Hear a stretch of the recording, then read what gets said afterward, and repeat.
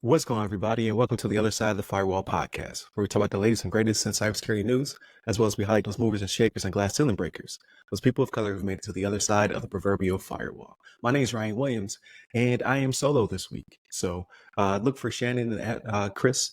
I almost called him by his last name because of the military, right? But look for Shannon and Chris in the upcoming week. So this week, you're going to see me Monday, Tuesday, Wednesday, and Friday by myself, solo dolo. And then Thursday, I was joined by Alan Wesley. So he is a friend of the podcast. He's been on about a month ago to break down his background, his cybersecurity origin story, and then what his company is currently doing in their upcoming initiatives. So look out for more content from Alan Wesley, and then definitely tune in throughout the week. So I'll make sure to kind of jazz it up since I'm by myself. So up first on the docket is a article by Cyberscoop. It is entitled "Lockbit Claims a Comeback Less Than a Week After Major Disruption." So we talked about it last week, how the FBI took down Lockbit 3.0. Apparently some of it has resurfaced, and we kind of talked about that might happen. So here are my key takeaways. So I'm gonna do things a little bit different this week, where I kind of break down the article and then give my opinion. Short, sweet, and to the point. Also, please like, share, subscribe, all the stuff I always forget to bring up. You can find us on all the podcast platforms of your preference, to include YouTube now. So we were not on YouTube in audio only format. It was all our videos, but we had our RSS feed. So now you can now tune in to our show if YouTube is your platform of choice. Apparently over 57% of people listen to their podcasts, audio podcasts, I should say, on YouTube. Go figure. So we're there now. Check us out. Key takeaways from the article. The Lockbit ransomware operation has returned online shortly after law enforcement disrupted their infrastructure. This highlights the challenges of combating such high-profile ransomware operations, indicating a whack-a-mole situation in cybersecurity. This happened with Alv. It happened with Revo as well. So the new Lockbit website contains threats to leak data of alleged victims if ransomware is not paid. There are claims that the group possesses sensitive documents, including those related to former President Donald Trump's court cases, potentially impacting the U.S. election. So that's pretty big stuff. So I'm sure the FBI is on their butt again. Operational details. So Lockbit administrators posted a message detailing their servers, mirrors, and associated domains. They admitted negligence in updating server software, citing laziness due to financial success. So they're basically saying like, hey, we didn't patch our servers, and that's how the FBI was able to get it, as well as the allies. So law enforcement response. So British authorities played a significant role in the takedown operation, which reportedly began in 2022. The National Crime Agency, NCA, claimed to have compromised Lockbit's entire operation, although the FBI did not respond to inquiries about Lockbit's return. So when the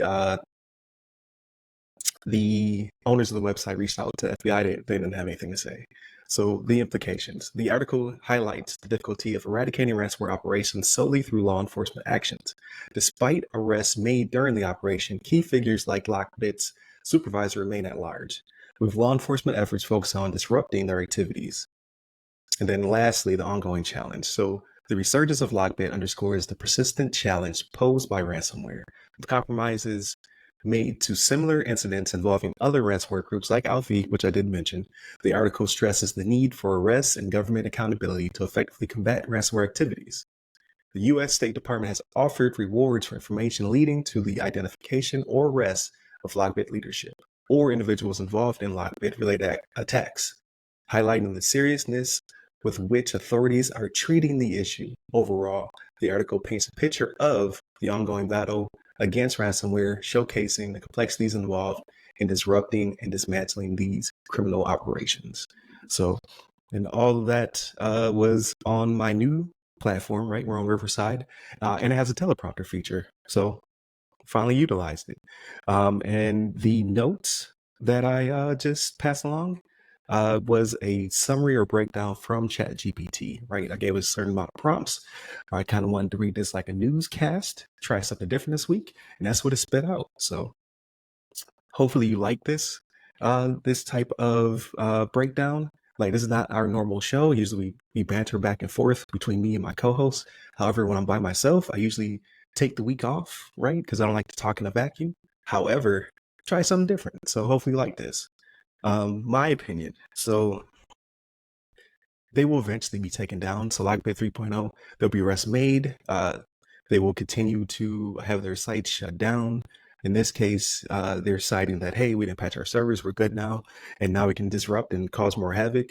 However, now you're too high profile, and especially if you are targeting former presidents, right, like Donald Trump, you will be taken down swiftly, right? We can't have you meddling in our elections, whether the information is true or not. So that's pretty much it, folks. What's going to happen is they're going to be knocked down probably again this week or next week. And then the sites will continue to be knocked down. The keys will be distributed to their victims, just like Refill. And they will be pretty much broken apart, and their associates or their employees, to a certain extent, I guess you can call them, will then open up new sites. So it's the kind of like the circle of life when it comes to cyber ransomware, right? You knock one big cyber ransomware gang down, and then they form two or three more smaller ones, and then one of those will grow to be a big one in the next year or two. So we'll continue to fight the good fight. I commend the FBI as well as the allies for doing what they're currently doing, and hope to hopefully report. Hope to hopefully report. It's kind of weird sentence. Hopefully, I will have a report next week with my co-host saying they're knocked down again. So definitely check that out. So continue to tune in throughout the week. So again, Monday, Tuesday are topics. Wednesday discussion. Thursdays, really good Ask a CISP, where we had a question come in. So you had two CISPs kind of pontificating about a correct response to give the individual who submitted their question. So definitely pretty cool, something new I've never done before. So definitely continue to tune in throughout the week. And then Fridays, everything else, movies, books, games, all that good stuff. This one will probably be a little bit shorter because it's just me. And I'm playing Final Fantasy VII and Helldivers and watching Shogun. So definitely check that out. Hit up all the websites that go by our name. Hit me up personally. I'm at RyRy Security Guy. That's RYRY Security Guy. You can find me on Clubhouse, Instagram, Twitter, Threads, and